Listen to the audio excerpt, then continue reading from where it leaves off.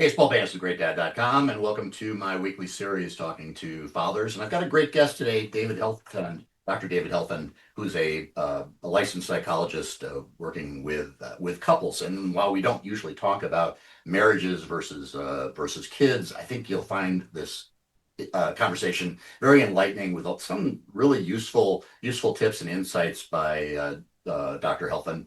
And I would recommend listening to it just for getting in touch maybe with the things that you could be doing with within your relationship. It is not a conversation about how bad men are versus women. It's more about how men and women communicate. There are some things that are broad brush strokes about gender differences, but in general, it's more about how we do better talking to each other and expressing what we need and how we can be more effective partners as we parent the most important things in our lives, which are our kids. So take a look at that. At the end, there is a an offer for a free course that I give free to our podcast listeners. So listen for that. Okay.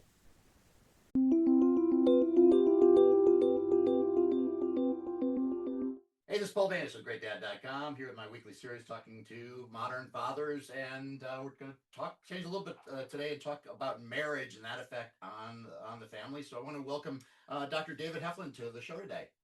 Thank you, Paul. It's great to be here. So you run a website called marriagequest.org, which I think is largely based on marriage retreats, but counseling for couples. And I'm really intrigued by this topic. We probably don't talk about it as much as we should about the effect of strong marriages, weak marriages on kids, and how important it is to work on your marriage before you get to working, to hopefully save it. So I'm excited to have you here. Yeah, I think it's a hugely important topic for kids, and the old cliche, children are sponges and they soak it all in is true about the marriage that they witness as well. Yeah, that's intriguing to me because my wife and I've had ups and downs like everybody does, and there was a point in our marriage where things were fairly rocky because some differences in where we want to live and that type of thing. And I guess I always thought that those moments would be really damaging to the kids, and they never got out of really out of hand with anything that would amount to any kind of verbal abuse or anything. But I still thought it was harmful for them to be there. Lo and behold, by the time they got to the end of the high school, my daughter one day was talking about all the other relationships she said, I'm just so grateful to be in a family that had so much love in the family. And I like, so you completely forgot about that, or you saved that for your therapist, or how does that work? So tell me about. I'd like to know your opinion on how much kids. You say they soak it up, but obviously they take the good and the bad. They somehow process when things aren't going well with mommy and daddy. That doesn't necessarily mean it's over next tomorrow, but they must somehow sense that there's an ebb and flow, or people give grace, or so tell me about that. Well, kids are extremely resilient and forgiving, and you could almost say to a fault, right? I mean, we know that in most states, I don't know about every state, but in most states, the kids cannot testify during divorce proceedings because they'll just side with the parents or they'll protect their parents and they'll lie under oath, and it's just, it's not a safe environment for children. And if you've ever dropped your kid or you play rough and you bonk them against the table and they cry and then they want to do the same thing, 20 minutes later, right? They don't hold a grudge for the most part. And so that kind of the trust they have in their parents to be safe in a general sense and safe in the sense of like I can be hurt but then I can be taken care of. Mm-hmm. That's what I see in a lot of healthy parenting. And so the case, with your was your daughter, I think you said, Yeah. right? So, seeing your parents argue is one part of the story, right? You might see your parents argue and it gets even heated a little bit, and then they make up and they're okay. Yeah. And for some people, that might feel like, oh, that's okay. It's okay to argue and then you can get better. Some kids that have a particular attachment might start to feel like it's unpredictable when mom and dad are going to argue, right? So obviously, the temperament of the child might change the outcome there.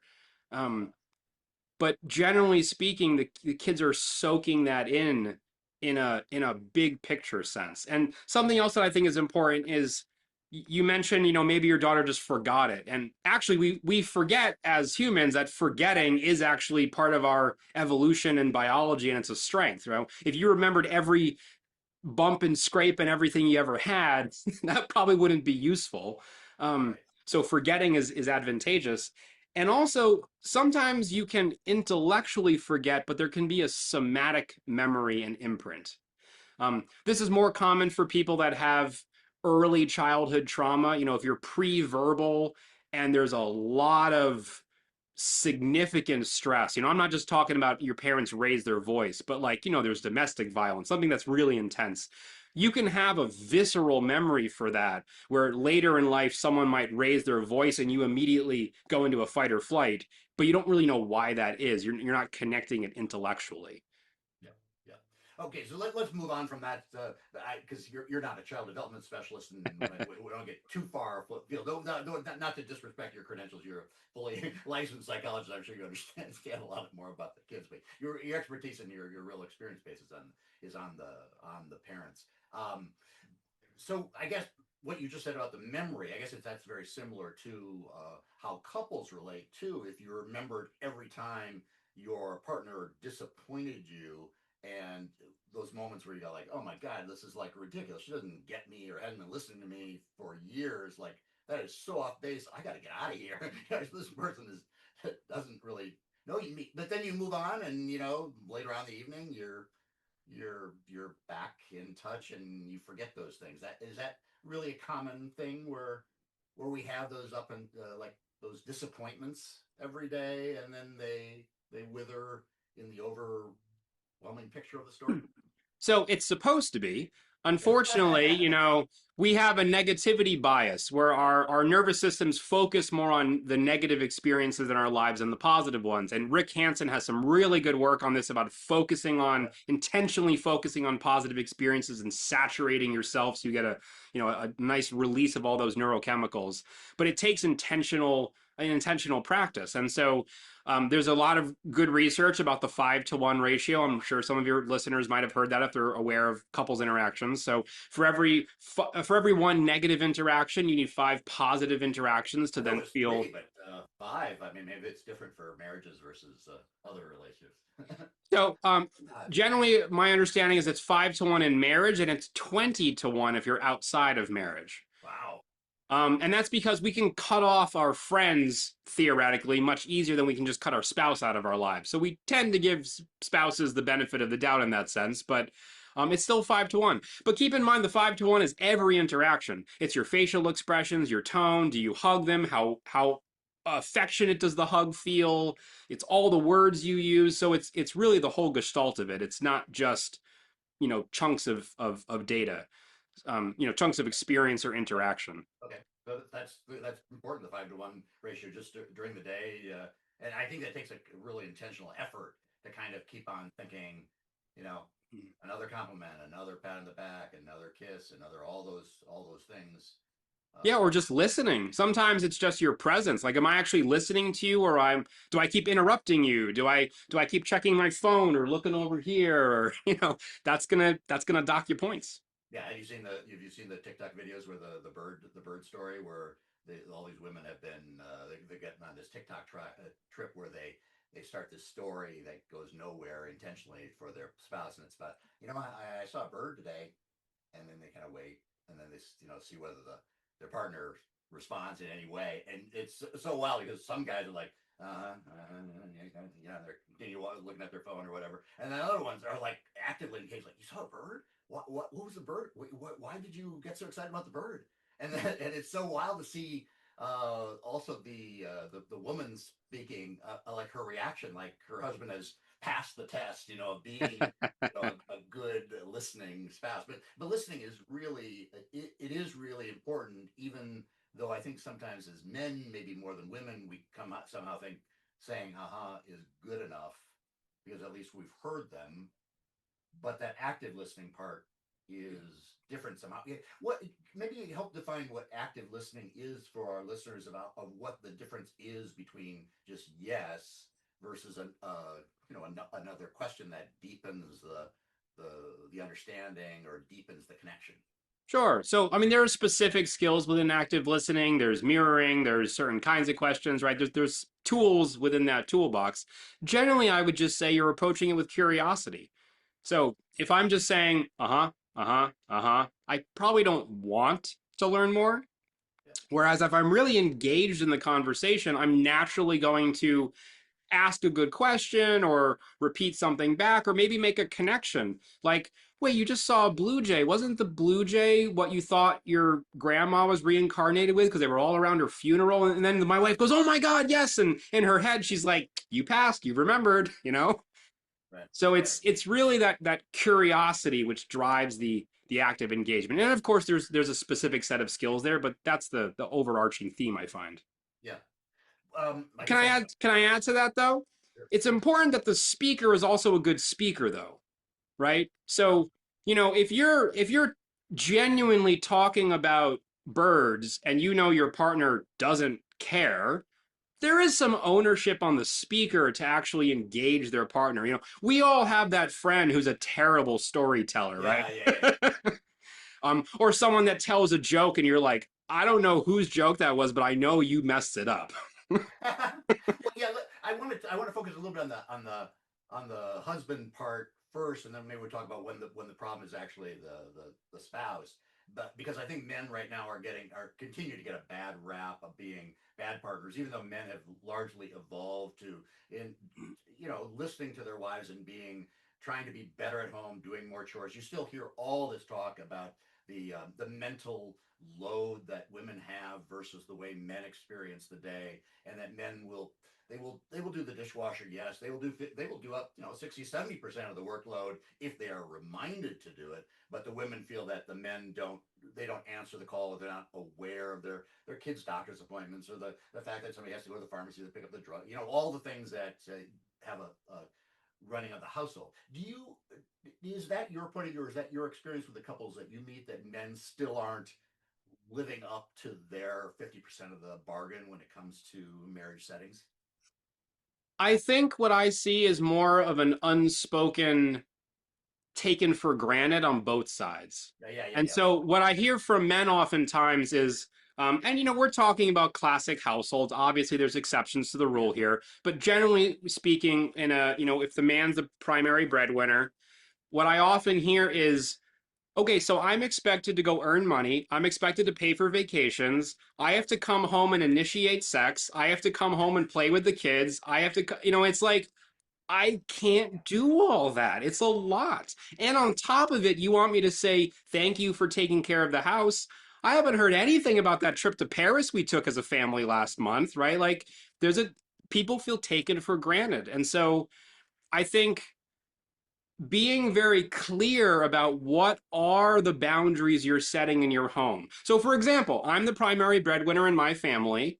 I told my wife when we were engaged that, listen, if I'm going to be the primary breadwinner because I have a doctorate and you have a master's, but I'm going to have more earning potential here, plus I'm generally more driven in business, Yeah. I don't want to wake up at night with the kids because I need to be on my game to perform the next day. And that is something it would really help me provide for the family. It would be meaningful. It would feel like we're working together side by side. And she went, that makes a lot of sense. I got you. But we had that conversation. I think a lot of people just don't know how to have that conversation. And a lot of men, I don't know if you've covered the term alexithymia in any of your past. So alexithymia is the inability to recognize and label one's emotional state and then to be able to communicate it. And there's a lot of men that have trouble with that, whether it's cultural training where we're just not supposed to share emotions, or whether they really just don't have any idea what they feel. It's an issue then when you're then trying to advocate for your needs, and in a way that is intimate, not, well, you need to do this so I can do this, like more of an invitation to be a team together. Yeah, I'm interested now. I don't want to get too far afield, but just that, does that exist in a significant number of men or women? The idea that they do not feel emotions, or that they just can't name them and have not been trained to understand what emotional recognition is. So everyone feels emotions. I'm certified to work with neurodiverse couples, and I worked with a couple recently, and for the Trekkies out there, he said, "Well, are you familiar with Star Trek?" And I said, "Yeah." He's like, "We're basically the Vulcans. We have stronger emotions than all the humans. We just don't know what to do with all of that." Okay. And But um, you weren't Spock. well, no, because his logic was a little off from what I remember. Um, so I mean that's my experience that they have emotions. It's just that for whatever reason, it's misinterpreted or it's there's a block when trying to communicate it.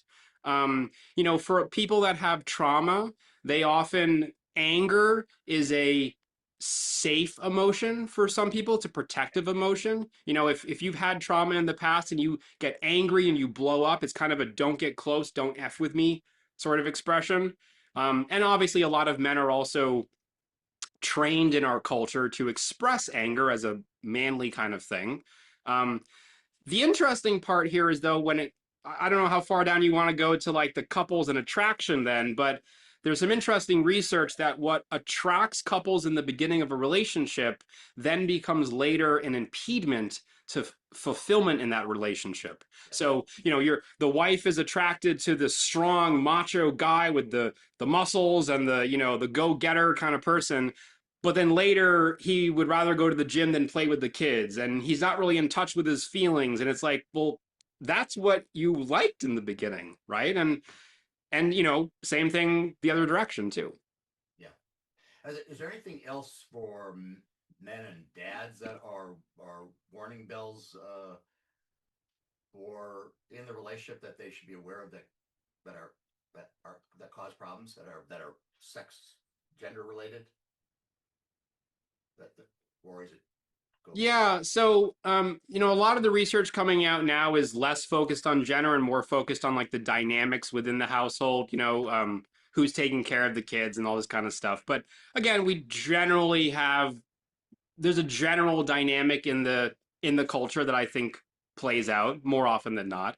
And you know, uh, communication's a big one too. This comes up a lot in sex and performance as well. Um, we can take it a number Sex of performance directions. or sex and work performance? Well, sexual performance, bedroom Sexual performance, if you will, yeah, right? So, men, there's some good research that when men are about 40 to 50, we tend to need more emotional connection to then perform sexually. And even then, sexual performance is different. Your equipment's not going to work the same at 57 as it does at 27, right? And but about 50% of men over 50 have some kind of erectile dysfunction. And that is often because they're missing that emotional connection. So, they come home, they're burnt out from work, they're feeling taken for granted. All the time is being spent with the kids. They might even feel jealous their partner tucks the kids in. And then, like, well, what about me? I want to that would be kiss tough. before I go to bed. But Right. you feel like kind of a wimp asking for that. Like, honey, can you tuck me in at night? That feels kind of wussy, right? So Yeah. to advocate, it's hard to advocate then.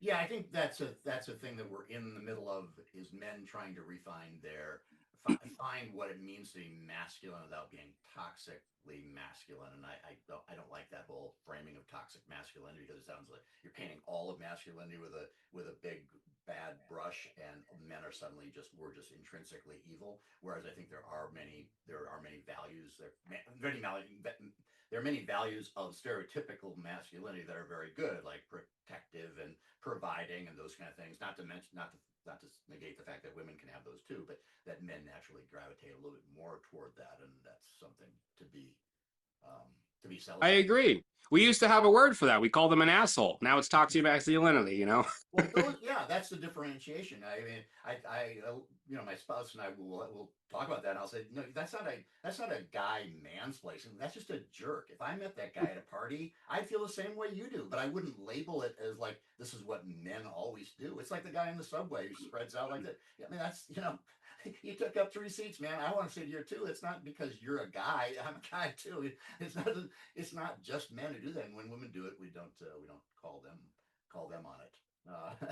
I agree, and I think this is an important point. I know your show is a lot about fatherhood, right? So this is an important point of how you then show that and express that towards your kids, right? I mean, imagine a young boy coming up where the parents are talking about toxic masculinity and about how well that person's being such a guy, right? It reminds me, my wife sent me a video of men using kitchen appliances but like purposefully failing and getting tangled in the cords. And it's like I get that it's worth a laugh, but Yeah. it's a low blow. And the funny thing is, I'm a better chef than she is.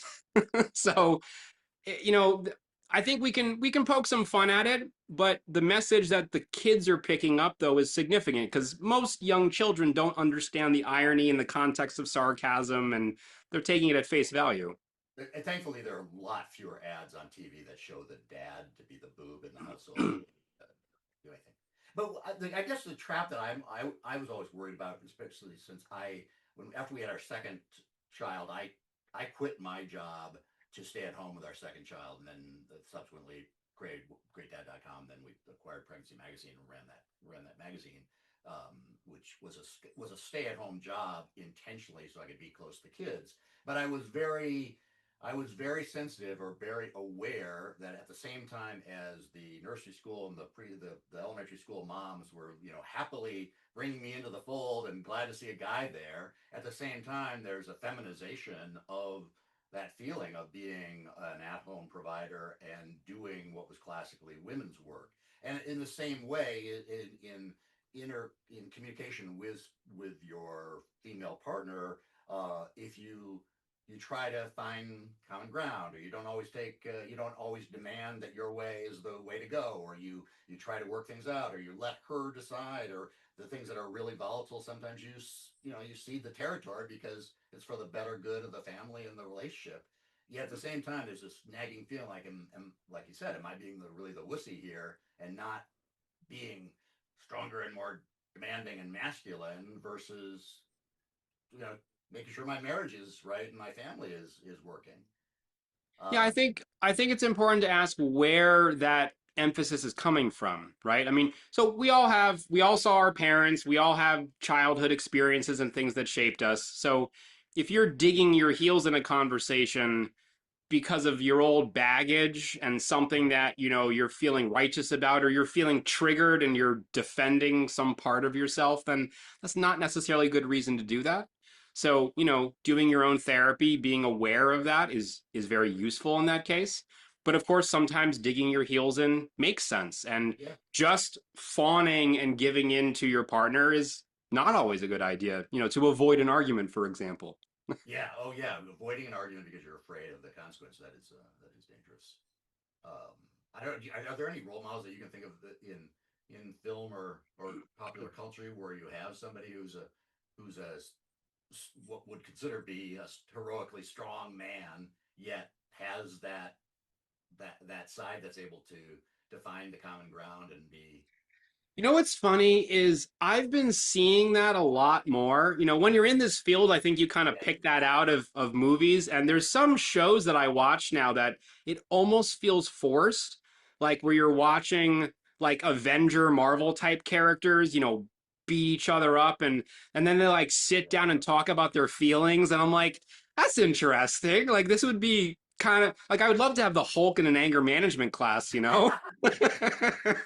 um so I think you do see that, and sometimes it feels out of character, I think, and sometimes it works with the development of the story and the plot and everything. Just like if you have a friend or a spouse and you sit down and you know someone who you consider very stoic all of a sudden sits down at your dinner table and grabs a box of tissues and starts sobbing, you'd be like, whoa, wait a minute. You'd have some questions probably.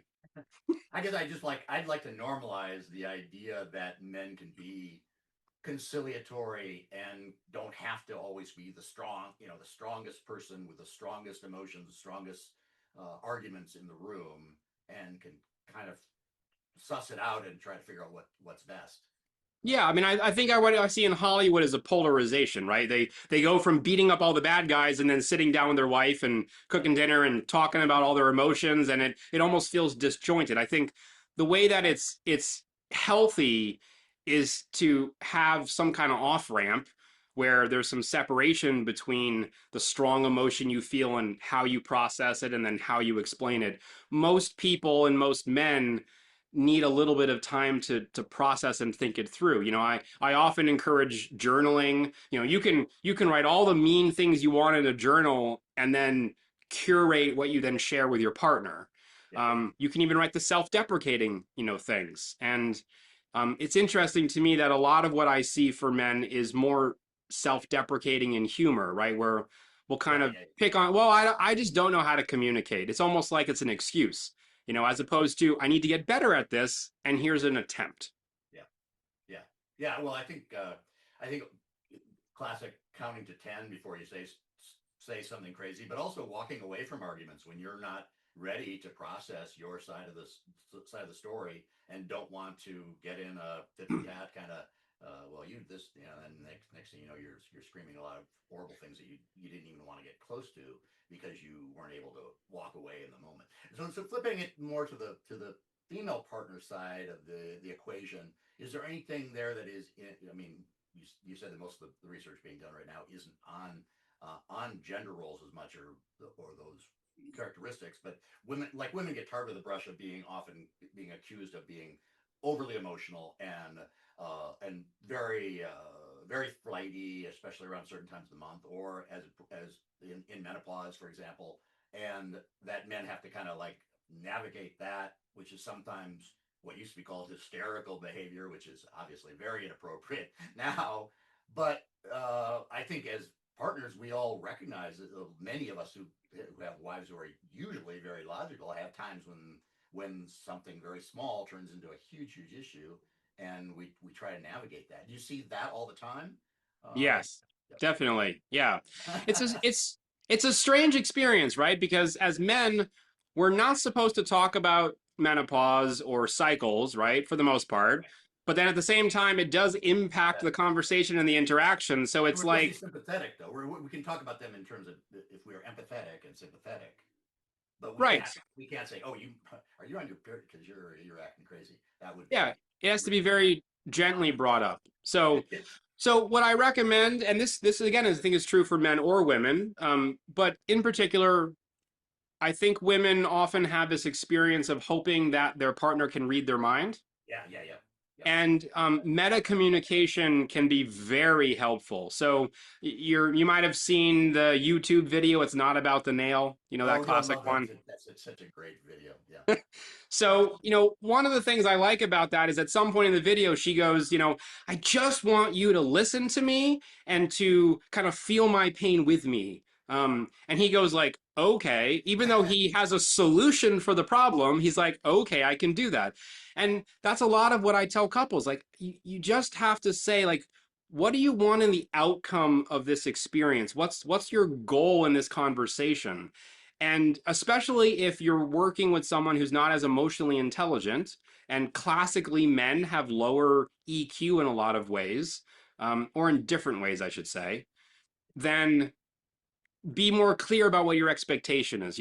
So if I come home and I had a really bad day as your spouse, then I might say, listen, I had a really crappy day. I just need to vent for 10 minutes and then get a hug at the end. yeah, And that's it, right? So there's nothing for you to fix. I'm not looking for you to tell me that my boss is an idiot. Like, I just want you to hear what I have to say, and then I want some physical comfort at the end of this conversation. And that's it. yeah.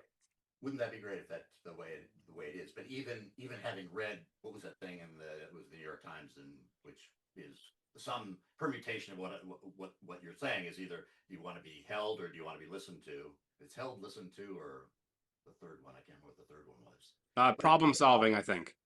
yeah, yeah, yeah. You want held, listened to, or Like a or solution, or yeah, yeah. So, but in the moment, that's really hard to remember. I mean, it starts out with this thing, and you really the application is listen to me because I've got this real big problem I'm working on, and I'm so desperate about it. And for a man, we immediately hear like, oh, I want to go. I'm ready to go into consultant mode. I do that a lot in work, and I recognize the scenario, and I'm listening to the data points, and I'm narrowing them down. I'm looking at my past experience and what I've read and stuff, and they don't want that. And I think most of us men, even the ones of us who know about that approach or that trilateral those trilateral options, we forget about it in the moment because maybe our brain just overloads on advice. How I I don't know what I'm asking here. I guess is like how do men stay on keep that at top of the mind so that we don't go into the advice part, which seems to trigger exactly the wrong response so often for men. You hear about this all the time that we just don't know when to hold or listen to. Yeah. Yeah, I don't want you Holding to is fix worse. the problem. Holding is sometimes worse. You go there and give them a hug when they're like, get the hell off of me. I don't want that right now. Like, Yep. what do you Yep. people want? What do you want? Just tell me. So, in any conversation, there's a speaker and a listener. And the way that I work with couples is I usually say, your marriage is my client, and you both play a role in that. And so, as the speaker, you have a job to advocate for your needs. So, I just want you to listen and give me a hug at the end. You have a role to just say that. As the listener, I often ask, what is the actual issue you're trying to fix? Because most of the time the issue that needs fixing is not, they don't like their job and you need to get their LinkedIn profile up to date and search for something else or ask for a raise. That's not the issue. The issue is that they have felt disconnected from humanity. They felt belittled for the entire workday. And the solution then is to build them up, to be present with them as a human being.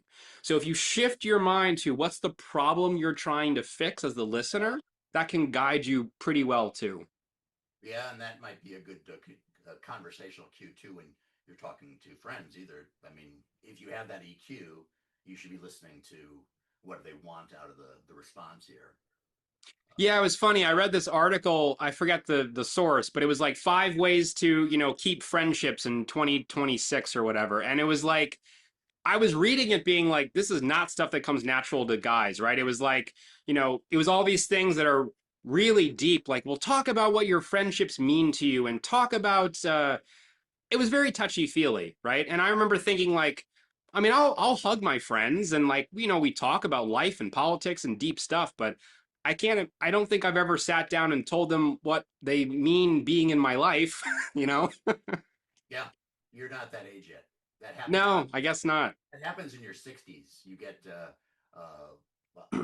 among a lot of my male friends, is suddenly you get very emotional about how important the relationships are because at that point in your life you've pretty much gotten rid of at least you've gotten rid of most of the ones that you don't really care about, and it's limited to the ones you really do get something out of, and you're more willing to say I love you in a different way than you might have said I love you, man, after drinking Budweiser back. Well, as I mentioned, from 40 to 50, the connection in changes for men, and you're on the one side and I'm on the other right now. Yeah. So interestingly, talking to you, I sense that maybe has been an evolution. Maybe it's all cognitive behavior therapy direction of all psychology, but that the experiences that I've had with marriage counseling now back 25 years ago, I think my wife and I basically in at least one of them kind of decided that we were a better team together because the therapist was so bad that she after the things we could both agree that that was not very helpful what she had to say because she wasn't really saying anything that gave us any kind of constructive tips. It was a lot more talk therapy, and it's really hard whether you're in a room with a neutral arbiter and you're still saying bad things to each other. I don't know if that's such a safe space. It's not necessarily a safe space. You still walk out of there hurt whether somebody else witnessed it or not. Whereas some of these things that you're talking about that are direct tips, and don't get me wrong, I love talk therapy, but I think talk therapy is better on a one-on-one basis than a one-on-two basis. But the some of these things are really really useful. So has there been a wholesale evolution of marriage therapy to be more didactic and more tip or advice oriented? I I don't know. wish I could say yes, Paul. Yeah. Um, so in my experience, I mean, there are definitely differences in therapy. There's a lot more neuroscience being brought in. Yeah, yeah, yeah. Obviously, the gender research and all that stuff is changing. Um, you know, certainly from like the 70s, there's a significant difference. You know, my dad gave us a hypnotherapy birthing book for my wife, and we were like, wow, this is misogynistic. Holy crap. So, there's some definitely shifts, but I would say that what you're picking up on is more of my style. I believe that you get better at what you practice. And if you're going to go to therapy and argue, you're going to get really good at arguing, and you don't need to pay me my hourly rate to get good at arguing. Yeah, What you're coming in to work with in therapy should be to resolve issues, prevent issues, build intimacy, you know, uh, do discernment work if you're that far gone, yeah, right? yeah, Work on parenting issues, yeah, those kinds of things. And so in order to do that, most couples then need some accountability. They need me to jump in and stop them if they're going to yeah, argue. They need me to direct the conversation in some way because again, you could do all that stuff without me, so yeah, why come see me then? yeah, yeah. I think years ago, most people ever did was mirror exercises, which Well, you and know, to be fair, the Freudian analysis, the psychodynamic theory was the therapist as a kind of blank wall, blank canvas, right? So it was a little bit more like you have to come up with your own process and figure out your issues, and I'm going to very gently guide you from the background. That hasn't been very dominant in the psychology world um, for many years at this point, but there are still people that do psychodynamic therapy, and of course, there are people that love receiving psychodynamic therapy too. yeah, yeah. So I did want to come back to the kids part because we talked about that a little bit before we started was about when if ever you should stay in the marriage for the kids because I think there are a lot of people out there suffering and you hear about it all the time who are just waiting for the day when the kid goes off to college when they can finally say what they've had on their mind for 15 years is this is over and it certainly happened in our lives in our when school finished there was a whole raft of divorces immediately right after graduation uh, Wow. either because some of those people were waiting, or they a year into being empty nesters, they just said like we don't have anything to talk about because we don't have the kids to talk about. So talk a little bit about that, whether how you see the world in terms of how obviously if there's a physical abuse or whatever, there are reasons to immediately say get out. But there's that gray area where yeah we don't have a storybook marriage, we don't have a storybook life. A lot of things are wrong, but we believe in the sanctity of marriage and we're going to continue on this path that's mediocre at best until we die. So where I mean, is that a life for the kids or for the family that's worth living, or what is your your red line? Yeah. I mean, again, I would come back to our first conversation about what you're modeling to the children because the kids are Uh-huh. sponges, right? So if the model for the kids are, well, mom and dad stay together, they go to work, they never really kiss or hug, they don't go out on dates, they don't really seem like they like each other, that's what they're going to then go out and look for at some Ugh. point because Yeah. that's the model that they're learning. Yeah. So what I would say is that if you are staying together for the kids and working on your marriage, that makes sense.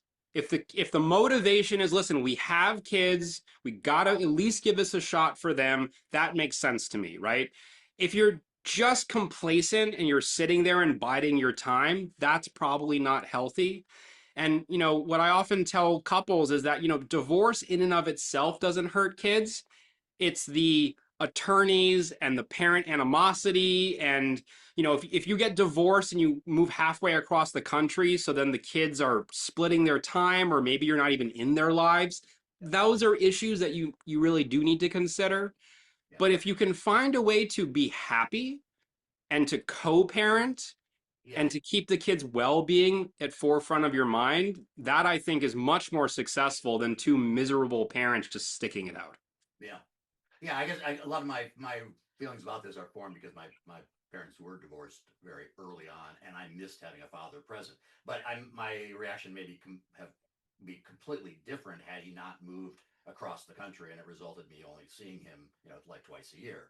Because the thing that I Right. missed most out of the divorce was not having a father present in the house not the fact that they weren't a loving couple in front of me every Right. day. And in that sense, it's not the marriage or the divorce Right, that's the issue. It's right. the The presence of parenting. the parent. Yeah, yeah, very important. Yeah, I do.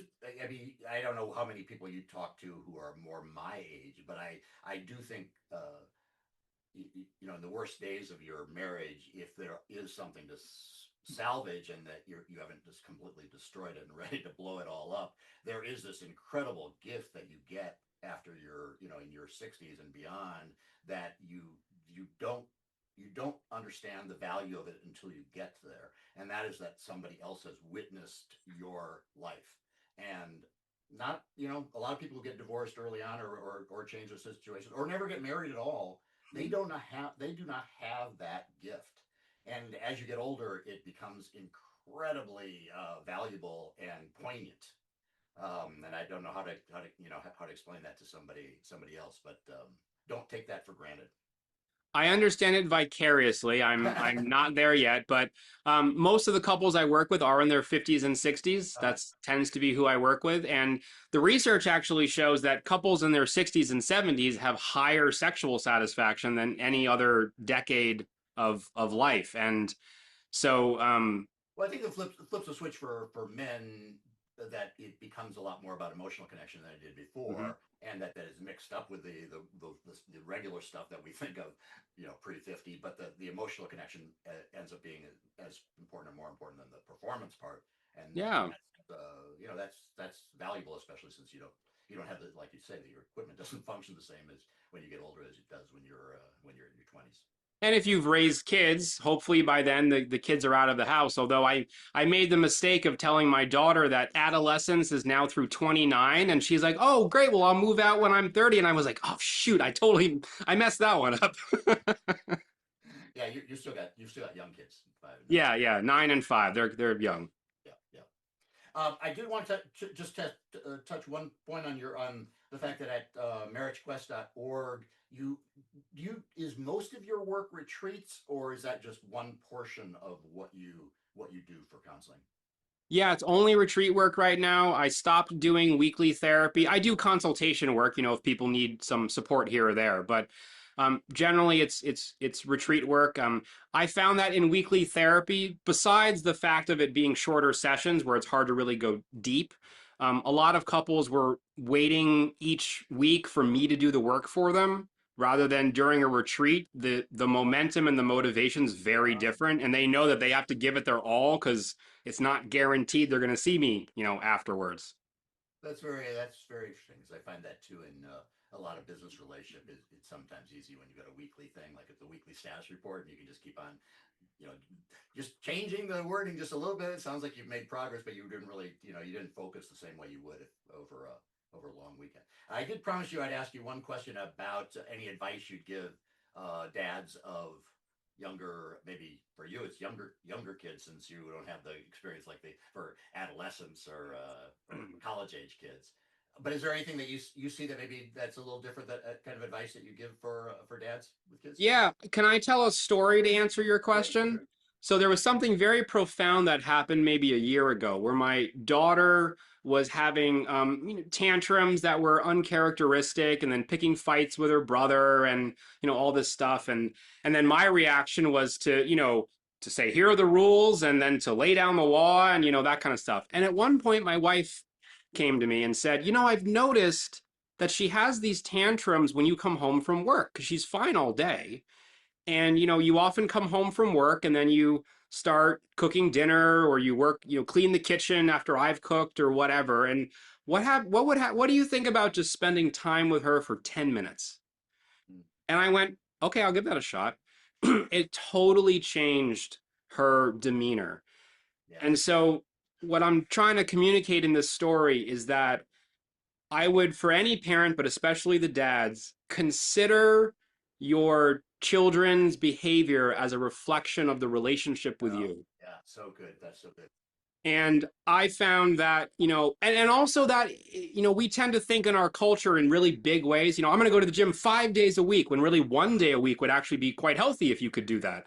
The same is true with your relationship with your kids. If I spend 10 minutes playing Legos with my daughter or dolls or arts and crafts or whatever, she's good for the evening.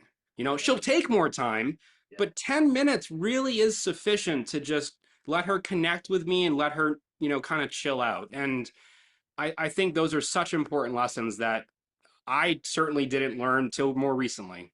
yeah, yeah. I'm doing a certification program in my coaching for peaceful parenting, Mm. and that the line you said before that, the overwhelming theme here is like your kids' behavior is likely a result of your parenting rather than the usual trap we get into is thinking that they're being manipulative or they're being mean or they've got a demon seed, and a lot of it does reflect back on like what you said earlier about modeling, but also how much attention you're actually giving them on your phone in the same room versus on the floor playing with Legos or whatever. It's a very important distinction, and one of the things that we try to do on this show and a lot of the work that I do is convince dads to spend that kind of more quality time, more intentional time, because it's just so important for both the dad and I mean both the child and the dad.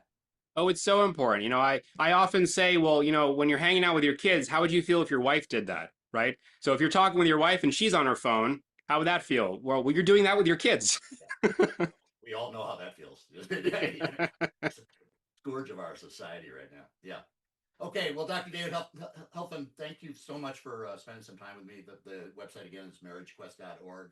I really got a lot out of this conversation. I think it'd be really helpful for us. Maybe I should do more on marriages because it's such it's such a big part of our life and our parenting and the whole family is intertwined. So Yeah, yeah, I appreciate the invitation, Paul, and I agree. I mean, the one place I see the trickle down economics really applies is within families. The marriage is at the head, and it really does sift down to the children for sure. great.